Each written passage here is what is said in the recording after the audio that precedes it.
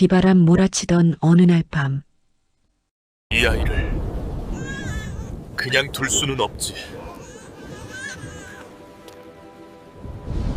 가난한 소금 장수가 버려진 아이를 주었습니다. 하지만 아이는 한마디 말도 하지 못하는 벙어리였고, 말 못해도 괜찮아. 아무 걱정 말 거라. 그런데 그 아이가 서당 밖에서 배운 글귀를 완벽하게 써내려가기 시작했습니다. 20년 후, 탐욕스러운 사또가 은인을 죽이려 하는 바로 그 순간, 이놈! 네 죄를 인정하느냐? 사또 나으리, 소인은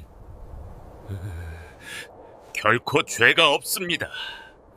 암행어사 출두야! 아버님, 저입니다. 소리입니다. 소리, 네가 과연 20년 동안 숨겨온 비밀은 무엇이었을까요? 지금 바로 확인하세요. 구기구기 흐르는 세월 속에 묻혀있던 기이한 이야기들. 여러분께서 작은 등불 하나 켜주시는 건 어떤가요? 구독과 알림 설정이라는 등불을 밝혀주시고 달빛 설화의 식구가 되어주세요. 자, 때는 지금으로부터 200여 년 전, 경상도 어느 깊은 산골 마을에 덕구라는 소금 장수가 살고 있었습니다. 덕구는 25의 나이에 아내를 여의고 자식도 없이 홀로 살아가는 외로운 사내였습니다. 그의 하루는 새벽부터 시작되었습니다. 등에 무거운 소금지게를 지고 산 너머 마을을 몇 군데씩 돌아다니며 소금을 팔았지요. 덕구의 어깨는 세월이 흐르며 소금지게에 눌려 굽어 있었고 손은 거칠게 갈라져 있었습니다. 하지만 그의 얼굴에는 늘 온화한 미소가 떠나지 않았습니다. 소금 사려, 좋은 소금 사려. 덕구의 구성진 외침이 골짜기를 울리면 마을 아낙네들이 하나둘 나와 소금을 샀습니다. 덕구야, 오늘은 소금이 유난히 희구나. 어디서 구해온 거냐? 아이고, 아주머니. 바닷가 염전에서 직접 가져온 겁니다. 정성껏 말린 소금이라 음식감 맞추기에 그만입니다. 덕구는 비록 가난했지만 마음만은 부자였습니다. 마을 아이들이 졸졸 따라오면 주머니에서 엿 조각을 꺼내 나눠주곤 했지요. 덕구 아저씨, 오늘도 엿 있어요? 그럼 있지. 이리 와봐라. 아이들은 덕구를 따르며 깔깔거리고 웃었습니다. 하지만 정작 덕구 자신은 하루 두 끼도 제대로 먹지 못할 때가 많았습니다.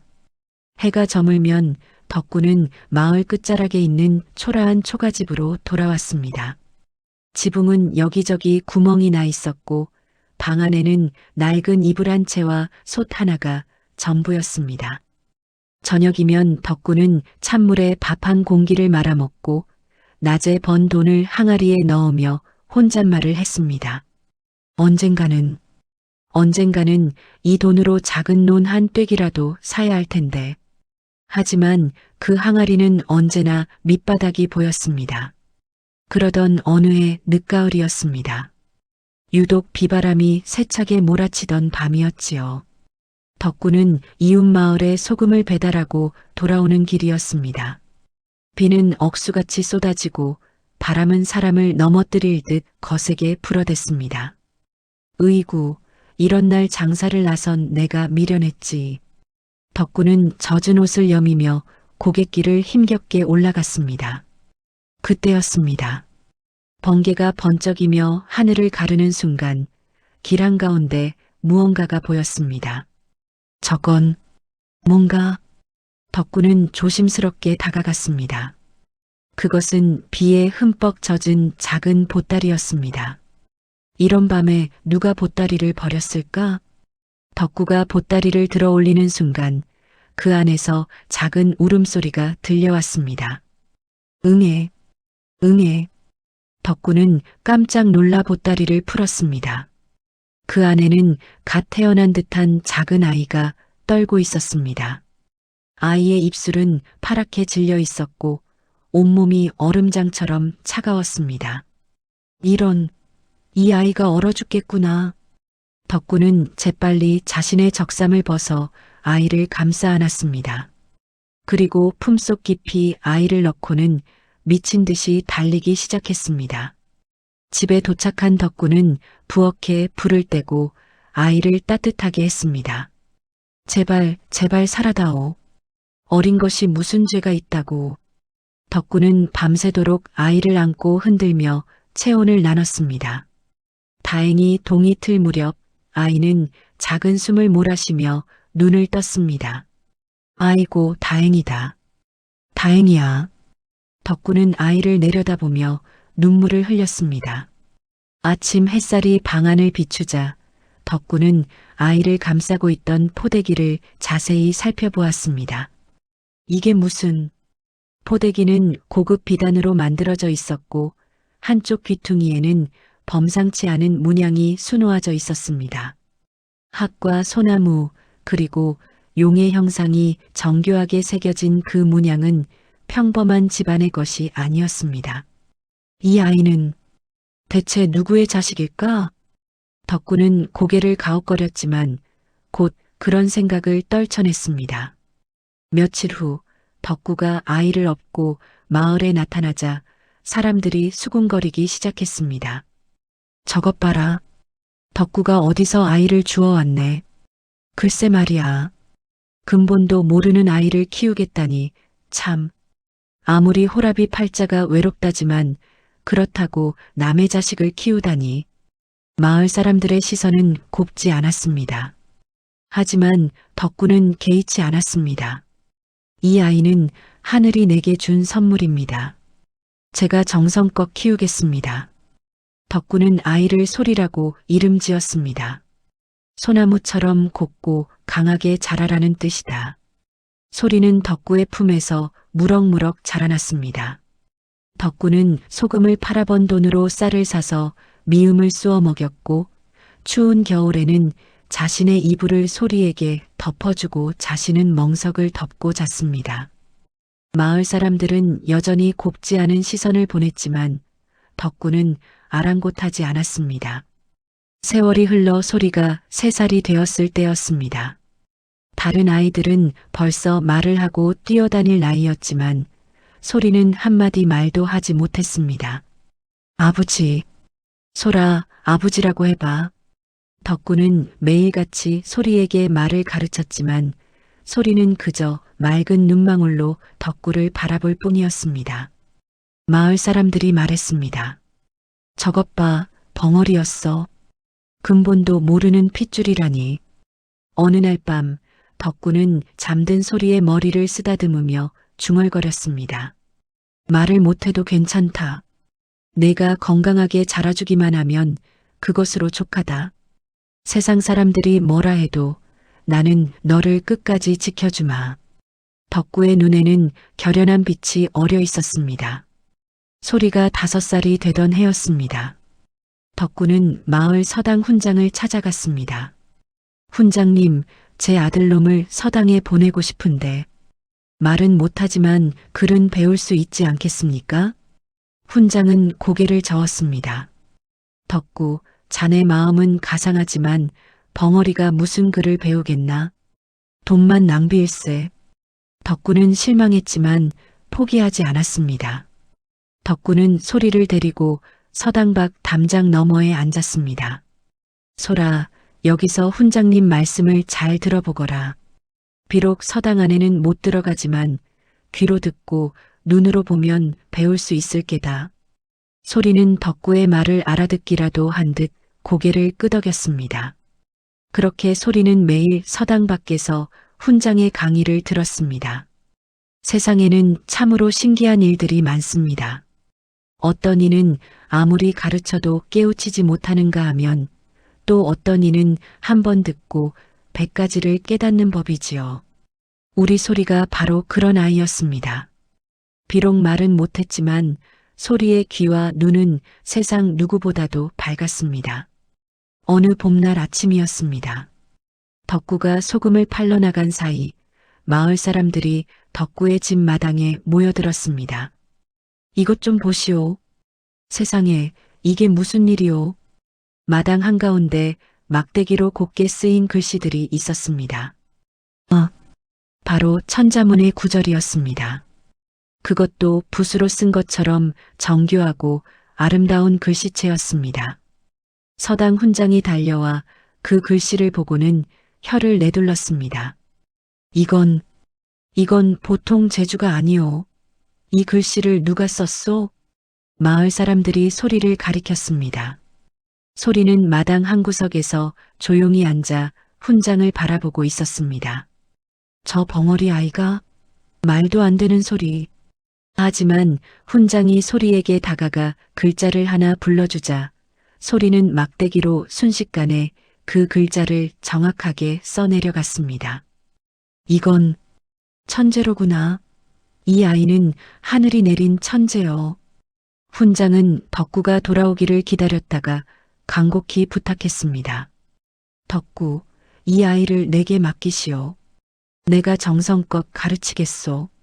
말을 못해도 괜찮소. 이 아이는 글로 세상과 소통할 수 있소.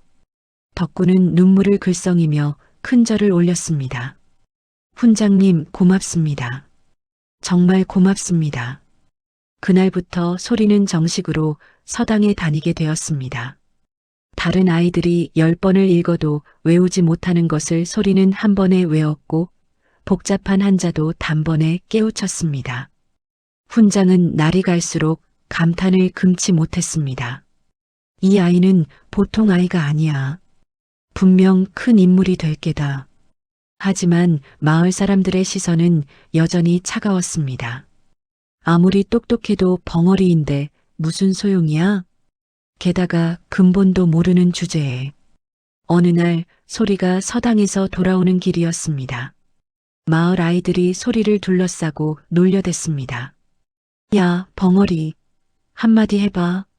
근본도 모르는 주제에 글은 왜 배워? 한 아이가 소리의 책을 빼앗아 땅에 던졌습니다. 소리는 아무 말 없이 조용히 책을 주워 들고는 고개를 숙인 채 집으로 향했습니다. 집에 돌아온 소리의 옷은 흙투성이었고 책은 찢어져 있었습니다. 덕구는 가슴이 미어지는 듯 했지만 소리 앞에서는 웃음을 지어 보였습니다. 소라, 괜찮다. 세상 사람들이 뭐라 해도 너는 너란다. 아버지는 내가 자랑스럽다. 말을 못해도 근본을 몰라도 너는 세상 그 누구보다 훌륭한 아이야. 소리는 덕구의 품에 안겨 소리 없이 울었습니다. 그렇게 세월은 물처럼 흘러갔습니다. 소리는 15살이 되었고 이미 마을에서 가장 박식한 사람이 되어 있었습니다. 서당 훈장조차 소리에게 더 이상 가르칠 것이 없다고 말할 정도였습니다. 소라, 너는 이제 한양으로 가서 더 큰 스승을 만나야 한다. 하지만 덕구에게는 소리를 한양으로 보낼 돈이 없었습니다. 어느 날 밤 소리는 문득 자신을 감싸고 있던 비단 포대기를 꺼내 보았습니다. 그 문양을 자세히 들여다보던 소리는 깜짝 놀랐습니다. 그것은 20년 전 영모로 몰려 멸문지화를 당한 청송심 씨 가문의 문장이었습니다. 서당에서 배운 역사서에 나왔던 그 가문의 문장과 똑같았습니다. 나는 그 집안의 핏줄이란 말인가. 소리는 그날 밤 잠을 이루지 못했습니다. 자신이 왜 버려졌는지, 왜 말을 하지 못했는지 모든 것이 이해되었습니다. 영모로 몰린 집안의 유일한 생존자였기에 발각되지 않기 위해 말을 하지 않았던 것입니다. 어린 소리는 본능적으로 침묵을 선택했고 그것이 습관이 되어버렸던 것이지요. 나는 말을 할 수 있다. 다음 날 아침 소리는 덕구 앞에 무릎을 꿇었습니다. 그리고 떨리는 목소리로 처음으로 입을 열었습니다. 아버지. 덕구는 깜짝 놀라 소리를 바라보았습니다. 소라, 내가 말을 했구나. 아버지, 저는 말을 할 수 있었습니다. 소리의 눈에서 뜨거운 눈물이 흘러내렸습니다. 소리는 덕구에게 모든 것을 털어놓았습니다. 자신이 청송심씨 가문의 후손이라는 것, 그래서 말을 하지 못했던 것, 그리고 이제는 자신의 가문을 다시 세워야 한다는 것을. 덕구는 한참 동안 말이 없었습니다. 그리고 조용히 물었습니다. 그래서 너는 어쩔 작정이냐? 소리는 단호하게 대답했습니다. 저는 한양으로 가서 과거를 보겠습니다. 그리고 벼슬을 얻어 억울하게 누명을 쓴 저희 가문의 명예를 되찾겠습니다. 하지만 그 전에 아버지께 평생의 은혜를 갚고 싶습니다. 덕구는 고개를 저었습니다.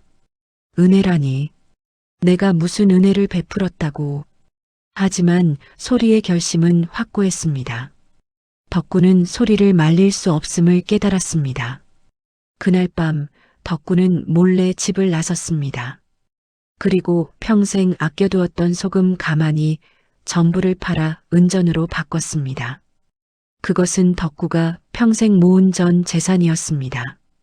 다음 날 새벽 소리가 떠나려 할 때였습니다. 덕구는 소리의 손에 묵직한 주머니를 쥐어주었습니다. 이걸로 한양 가서 공부하거라. 그리고 다시는 돌아오지 마라. 소리는 눈물을 흘리며 고개를 저었습니다. 아버지, 저는 반드시 돌아오겠습니다. 반드시. 소리의 뒷모습이 아침 안개 속으로 사라졌습니다. 덕구는 그 자리에 주저앉아 한없이 울었습니다. 잘 가거라, 소라. 아버지는 여기서 내가 돌아오기를 기다리마. 마을 사람들은 덕구가 미쳤다고 수군거렸지만 덕구는 아랑곳하지 않았습니다. 그는 매일 마을 어귀에 나가 소리가 돌아오기를 기다렸습니다. 하지만 소리는 돌아오지 않았습니다. 그로부터 20년이 흘렀습니다. 관아뜰에 이상한 기운이 감돌기 시작했습니다. 형틀에 묶인 덕구의 눈앞이 흐릿해지고 귓가에는 윙윙거리는 소리만 맴돌았습니다. 이놈, 마지막으로 묻겠다. 내 땅 문서가 가짜라는 것을 인정하느냐? 사또의 목소리가 저 멀리서 들려왔습니다. 덕구는 피로 범벅이 된 입술을 떨며 고개를 저었습니다. 사또나리.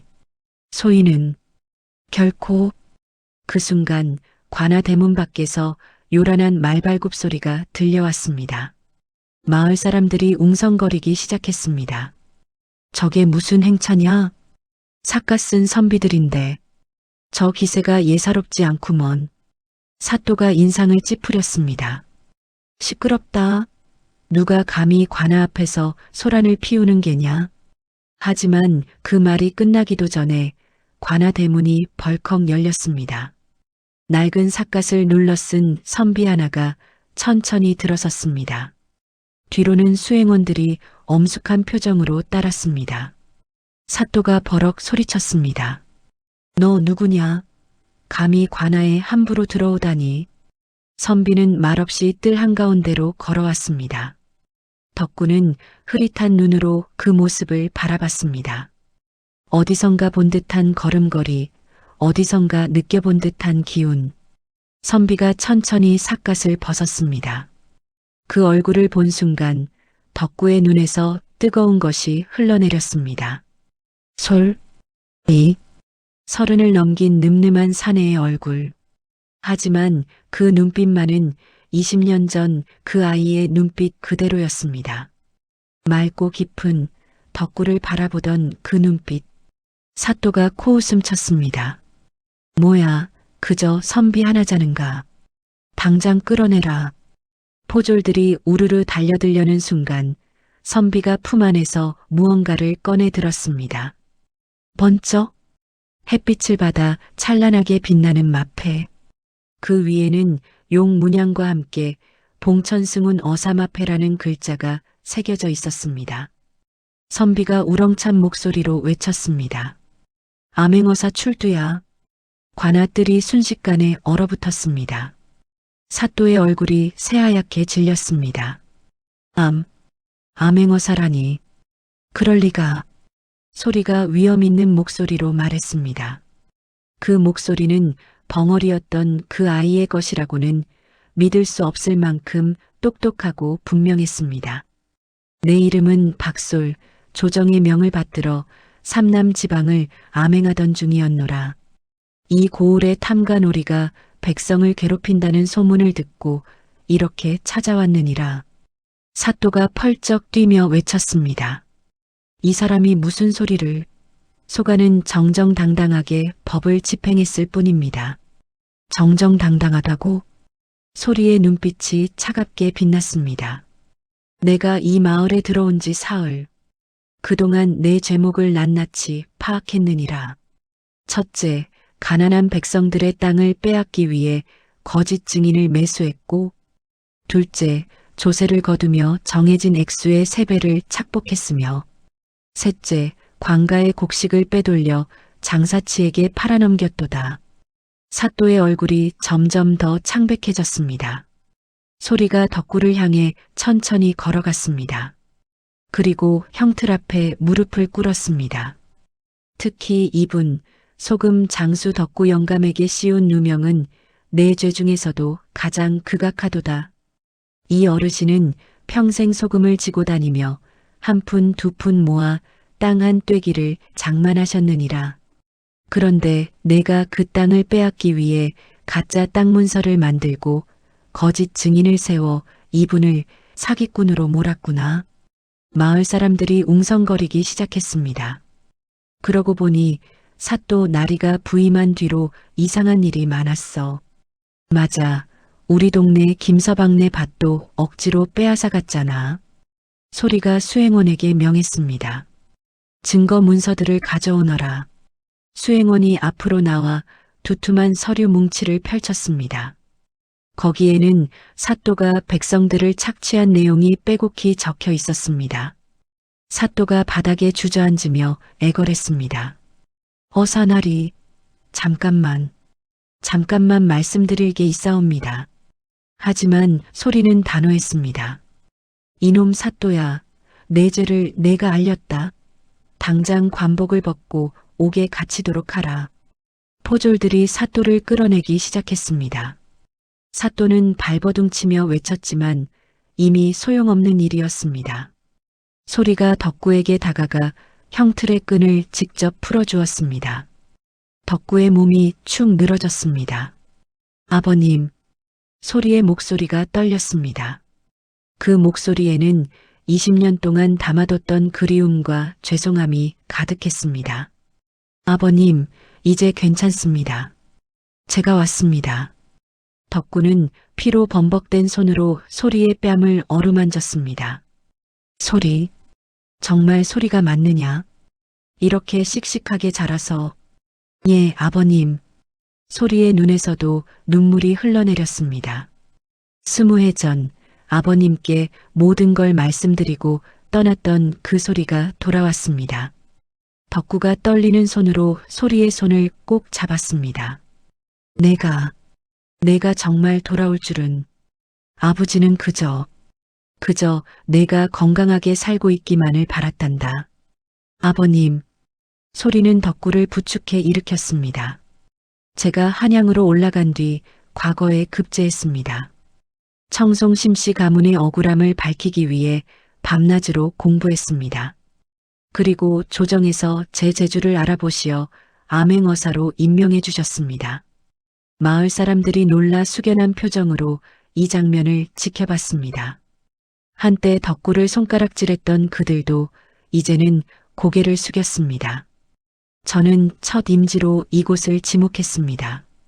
아버님께서 겪으신 고통을, 이 마을의 부조리를 바로잡고 싶었습니다. 그리고 무엇보다 아버님을 꼭 다시 뵙고 싶었습니다. 덕구가 고개를 저었습니다. 아니다. 나 같은 늙은이는 볼 것도 없는데. 아닙니다. 소리가 단호하게 말했습니다. 아버님은 제게 세상에서 가장 소중한 분입니다. 아버님이 아니었다면 저는 진작 죽었을 것입니다. 아버님이 주신 사랑으로 저는 이렇게 자랄 수 있었습니다. 그때 마을 사람 하나가 앞으로 나왔습니다. 예전에 덕구를 가장 심하게 구박했던 김첨지였습니다. 덕구 영감, 미안하오. 우리가 영감을 너무 몰아세웠소. 다른 사람들도 하나둘 고개를 숙이기 시작했습니다. 소리가 그들을 향해 말했습니다. 여러분, 오늘 이 일을 기억하시기 바랍니다. 사람은 겉모습이나 신분으로 판단할 것이 아닙니다. 진정한 가치는 그 사람의 마음에 있습니다. 제 아버님처럼 말입니다. 관아 뜰에 숙연한 침묵이 흘렀습니다. 사또가 포졸들에게 끌려가는 모습을 지켜보던 마을 사람들은 숙연한 표정이었습니다. 정의가 승리한 순간이었지만 동시에 자신들의 과거를 돌아보게 되는 순간이기도 했습니다. 소리가 덕구를 부축해 일으키며 물었습니다. 아버님, 걸으실 수 있으시겠습니까? 덕구는 고개를 끄덕였습니다. 비록 몸은 만신창이었지만 소리의 손을 잡은 순간 이상한 힘이 솟아났습니다. 소라, 내가 이렇게 훌륭하게 자라다니. 나는 꿈만 같구나. 두 사람이 천천히 관아 밖으로 걸어나가자 마을 사람들이 길 양쪽으로 도열했습니다. 그들은 고개를 숙인 채 말없이 두 사람을 배웅했습니다. 김첨지가 용기를 내어 앞으로 나섰습니다. 덕구 영감, 그리고 어사나리, 우리가 정말 잘못했습니다. 20년 전 우리는 영감님을 벙어리 아이 하나 주워 키운다고 수군거렸습니다. 근본도 모르는 핏줄이라고 손가락질했습니다. 다른 마을 사람들도 하나둘 고개를 들었습니다. 맞습니다. 우리가 너무 몰랐습니다. 덕구 영감님의 따뜻한 마음을 몰라봤습니다. 소리가 그들을 바라보며 말했습니다. 여러분, 과거는 과거일 뿐입니다. 중요한 것은 오늘부터입니다. 사람을 겉모습으로 판단하지 마십시오. 진정한 가치는 그 사람의 마음에 있습니다. 마을 사람들이 깊이 고개를 숙였습니다. 덕구와 소리는 천천히 덕구의 허름한 초가집으로 향했습니다. 소리는 20년 만에 다시 보는 그 집이 너무나 작고 낡아 보여 가슴이 아팠습니다. 아버님, 이 집에서 지금까지 사셨습니까? 그래. 내가 떠난 후에도 혹시나 내가 돌아올까봐 이 집을 지켰단다. 내가 기억할 수 있도록. 소리의 눈에서 또다시 눈물이 흘러내렸습니다. 집 안으로 들어서자 소리는 한쪽 구석에 고이 모셔진 작은 상자를 발견했습니다. 덕구가 조심스럽게 그 상자를 열었습니다. 안에는 20년 전 소리가 쓰던 낡은 붓과 먹, 그리고 소리가 처음 글자를 배우던 시절 마당에 썼던 글귀를 베껴 적은 종이가 고스란히 담겨 있었습니다. 아버님, 이걸 아직까지 내가 남긴 유일한 흔적이었단다. 밤마다 이것들을 꺼내보며 내 생각을 했지. 소리는 더 이상 참지 못하고 덕구 앞에 무릎을 꿇었습니다. 그리고 이마가 땅에 닿도록 큰 절을 올렸습니다. 아버님, 용서해 주십시오. 저는 아버님께 아무것도 해드린 게 없습니다. 오직 받기만 했습니다. 덕구가 황급히 소리를 일으키려 했습니다. 아니야.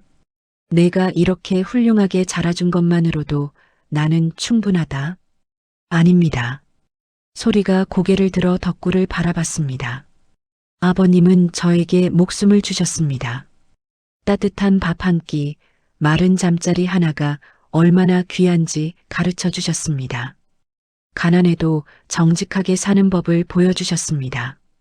그리고 무엇보다 진정한 사랑이 무엇인지 알려주셨습니다. 덕구의 주름진 손이 소리의 머리를 쓰다듬었습니다. 소라, 나는 내가 행복하게 살아만 준다면 그것으로 족하다.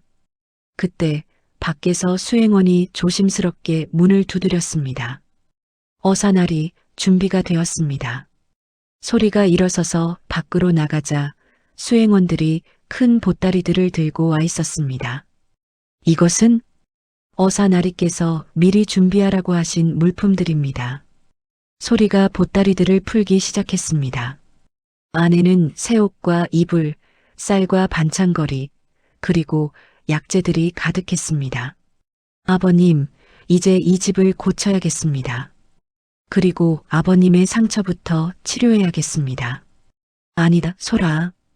이것만으로도 과분하구나. 내게는 내 할 일이 있지 않느냐.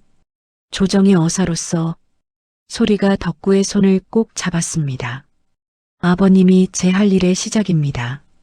제가 암행어사가 된 이유는 아버님 같은 착한 백성들이 억울함을 당하지 않도록 하기 위해서입니다. 며칠 후 소리는 다시 암행어사의 임무를 위해 떠나야 했습니다.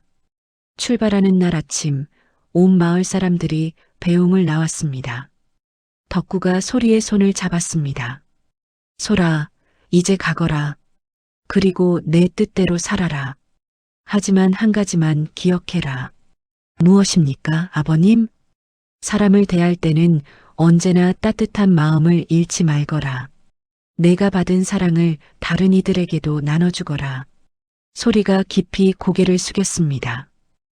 명심하겠습니다, 아버님. 말에 오르기 전 소리는 마을 사람들을 향해 말했습니다. 여러분, 제 아버님을 잘 부탁드립니다. 저는 자주 돌아오겠습니다. 김첨지가 대표로 앞에 나섰습니다.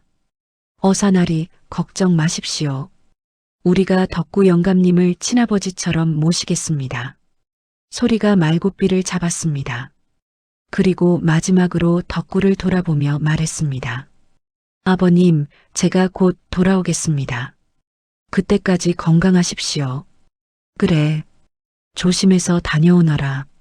말발굽 소리가 점점 멀어졌습니다. 덕구는 소리의 모습이 완전히 사라질 때까지 그 자리에 서 있었습니다. 마을 사람들이 덕구를 둘러쌌습니다. 영감님, 이제 들어가시지요. 영감님, 저희 집에서 점심 드시고 가십시오. 덕구는 환한 미소를 지었습니다. 평생 처음으로 이웃들의 진심 어린 대접을 받는 순간이었습니다. 그날 저녁 덕구는 혼자 마루에 앉아 하늘의 별을 바라봤습니다. 하늘이시여, 감사합니다. 제가 주운 그 아이가 이렇게 훌륭하게 자라게 해주셔서 감사합니다. 그리고 작은 목소리로 중얼거렸습니다.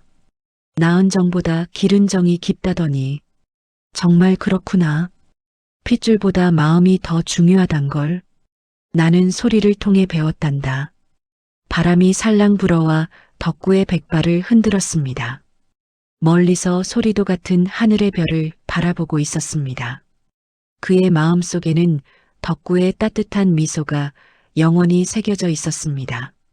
그리고 그는 다짐했습니다. 세상의 모든 억울한 백성들을 위해 아버님이 가르쳐준 따뜻한 마음으로 살아가겠다고. 여러분, 이 이야기는 우리에게 중요한 교훈을 남깁니다. 진정한 가족은 피로 맺어지는 것이 아닙니다. 마음으로 맺어지는 것입니다. 가난한 소금 장수 덕구는 버려진 아이 하나를 주어 목숨처럼 키웠습니다.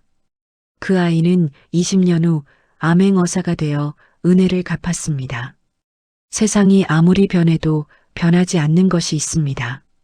바로 따뜻한 마음과 진심 어린 사랑입니다. 낳은 정보다 기른 정이 깊다는 옛말처럼 진정한 효는 피가 아닌 마음에서 시작됩니다. 여러분도 오늘 주변을 한번 돌아보십시오.